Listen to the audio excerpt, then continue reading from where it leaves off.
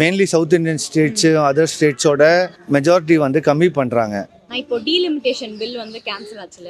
S yes yes. So அதை பற்றி என்ன நினைக்கிறீங்க? அது வந்து சென்ட்ரல் வந்து நம்ம மேலே ஒரு ஆப்போசிட்டான ஒரு விஷயம் தான், அப்போஸ் பண்ணுற மாதிரி விஷயம் தான். ஸோ அதை பற்றி என்ன நினைக்கிறீங்க? இல்லை, அதில் 2 இது இருக்குது. அதில் உமன் ரிசர்வேஷன் ஒன்று இருக்குது, டீலிமிட்டேஷன் ஒன்று இருக்குது. உமன் ரிசர்வேஷன் வந்து 100% இந்த கண்ட்ரிக்கே தேவை. ஆனால் இதில் வந்து உள்ளில் அவங்க வந்து டீலிமிட்டேஷன் போட்டு mainly south Indian states other ஸ்டேட்ஸோட மெஜாரிட்டி வந்து கம்மி பண்ணுறாங்க. ஸோ நான் எங்களோட வாய்ஸ் கேட்க விடாமல் அந்த மாதிரி பண்ணுவாங்க.